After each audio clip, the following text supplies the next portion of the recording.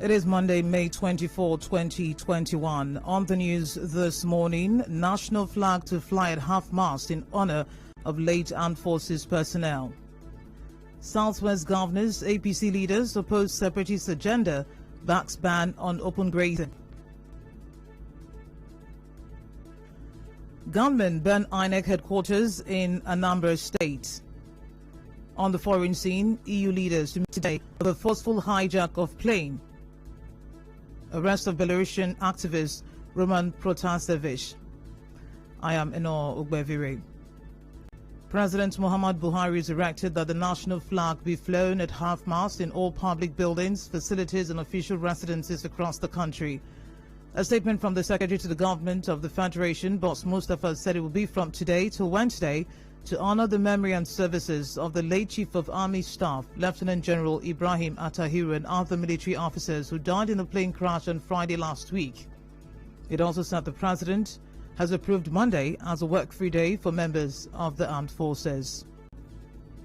Meanwhile, the House of Representatives has postponed the planned security summit scheduled to hold today in honor of the late armed forces personnel. A statement by the clerk of the House, Chinedu Akabweze, said the postponement became necessary as the late Army Chief was one of the major stakeholders that would have taken part in the summit. The summit will now begin on Wednesday. Gunmen have attacked the Police B Divisional Headquarters and INEC Headquarters in Anambra State. The incident happened yesterday evening and is the latest in a series of attacks on police facilities and INEC offices by hoodlums. Eyewitnesses said they saw 3 Hilux vans fully parked with armed men who stormed the police station and opened fire for at least an hour. They said the gunmen later proceeded to the Ekweme Square axis and fired gunshots for another 10 minutes before invading the INEC headquarters and setting it on fire. Police authorities in a number of states said 2 gunmen were killed after security operatives engaged them in a fierce gun battle. In another development, Imo State Governor Hope Uzodimma has asked residents to ignore rumors of a planned attack. Governor Uzodimma, in a statement, warned that his administration will crush anyone attempting to attack Imo people again.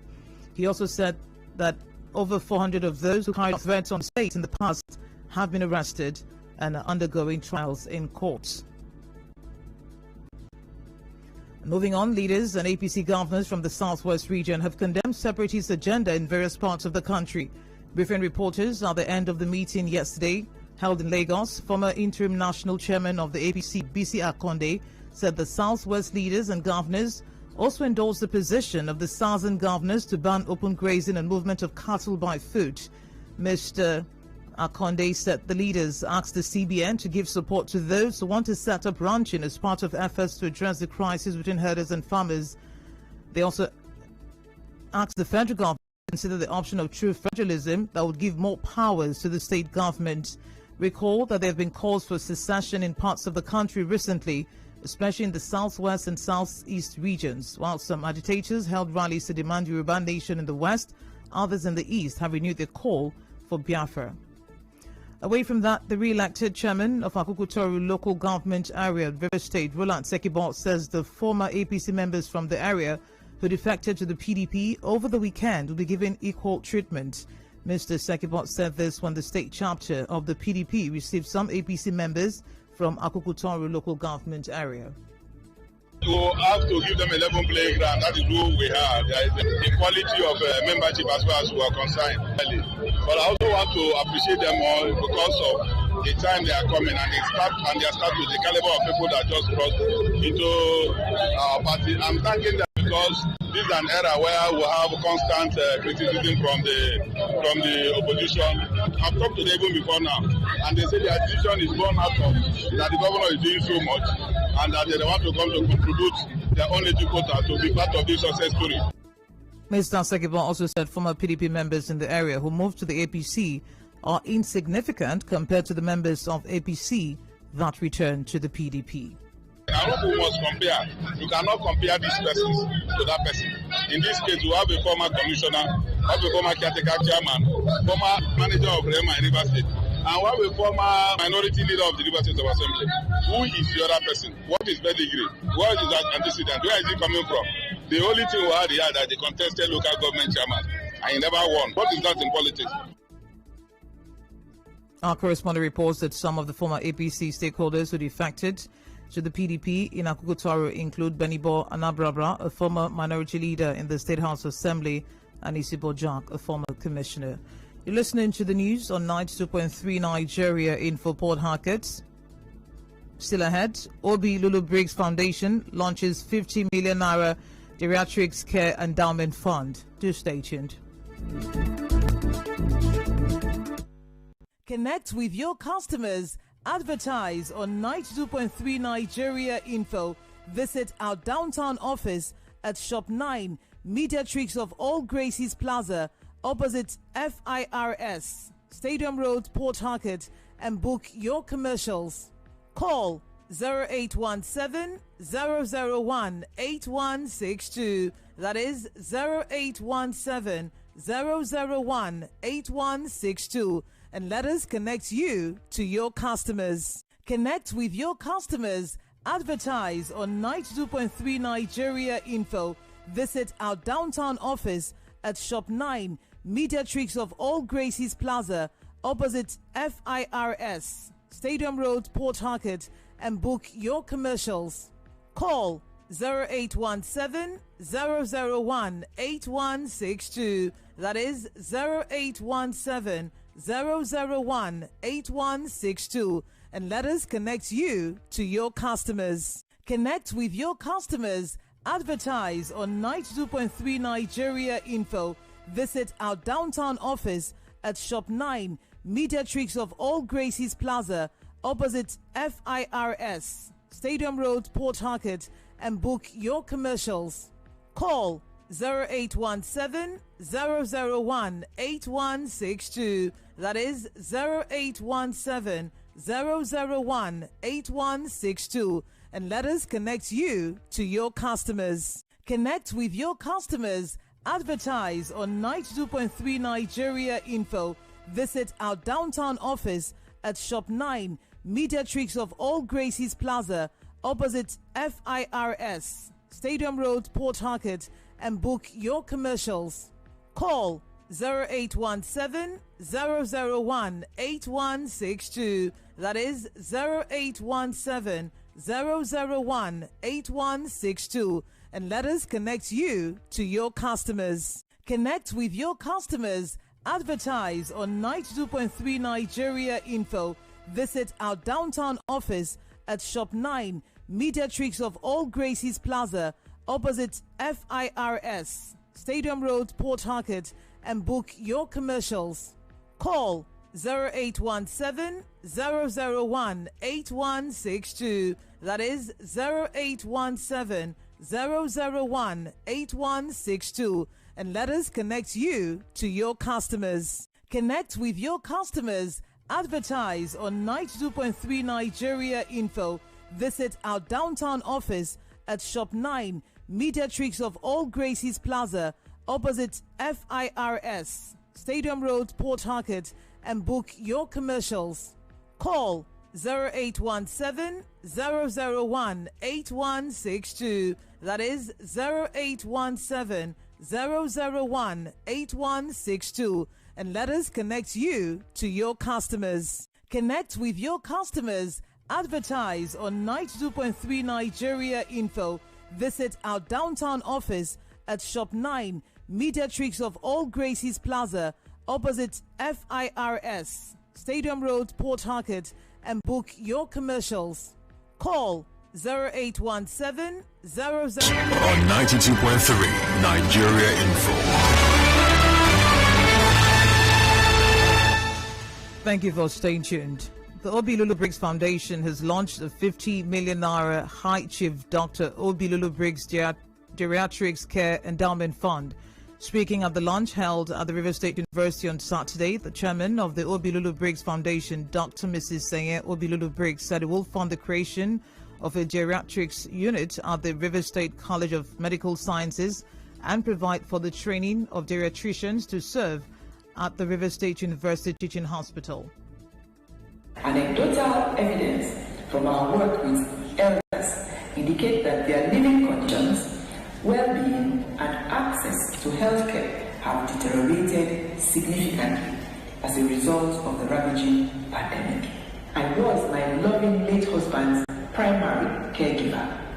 I have first-hand experience of the specialized nature of geriatric care tailored to the direct needs of the patient.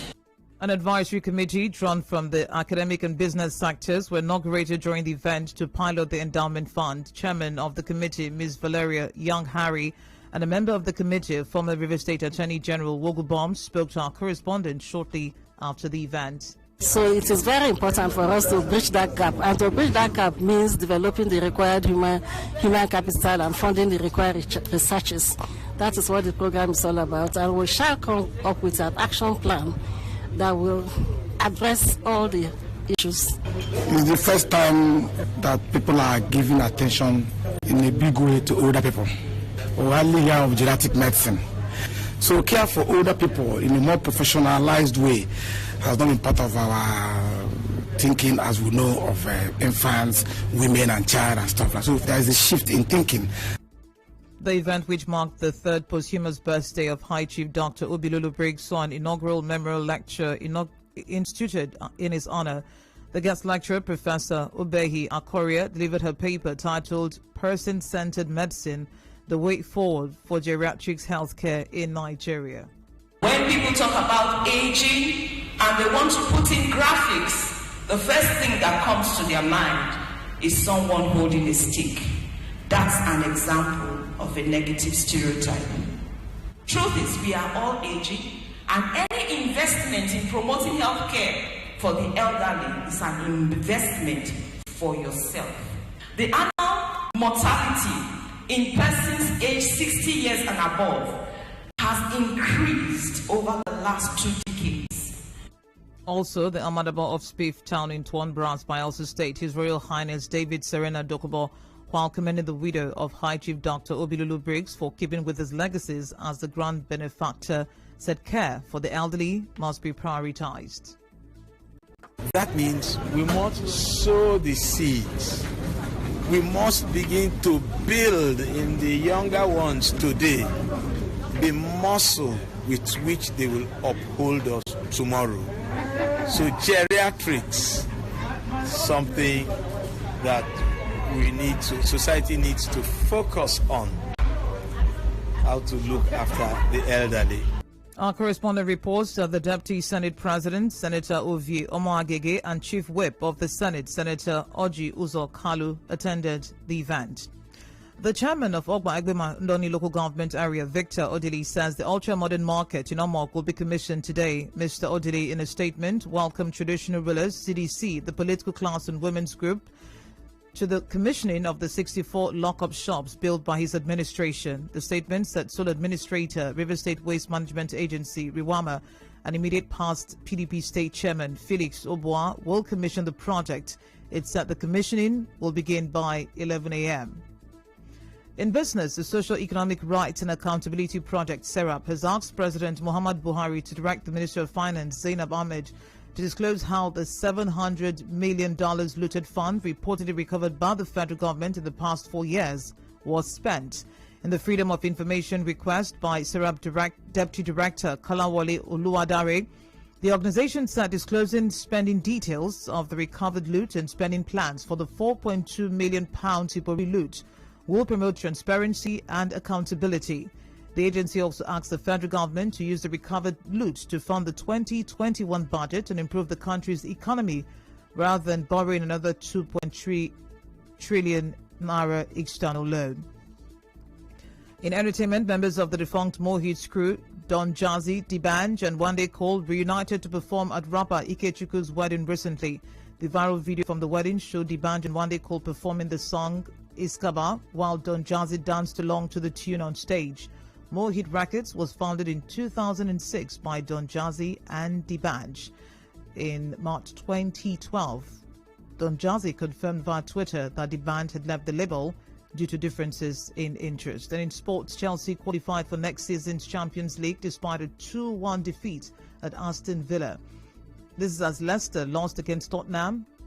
Loss against Tottenham saved the Blues' top 4 place in a thrilling end to the Premier League season. Thomas Tuchel's side were 40 minutes away from missing out on a top 4 finish when they trailed at Villa Park, while Liverpool and Leicester were both winning.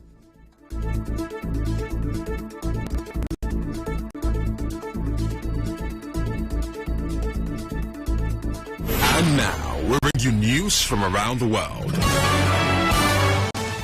Western countries have expressed outrage at the forced diversion of a plane carrying a Belarusian activist on an internal EU flight on Sunday. Belarus forced the plane, which was bound for Lithuania, to land in Minsk, claiming a bomb threat to the aircraft. State media in Belarus said President Alexander Lukashenko had personally given the order for the move following the bomb alert, which turned out to be false. The Belarusian journalist and activist Roman Protasevich was later arrested. EU leaders are due to discuss the response to what it called a hijacking.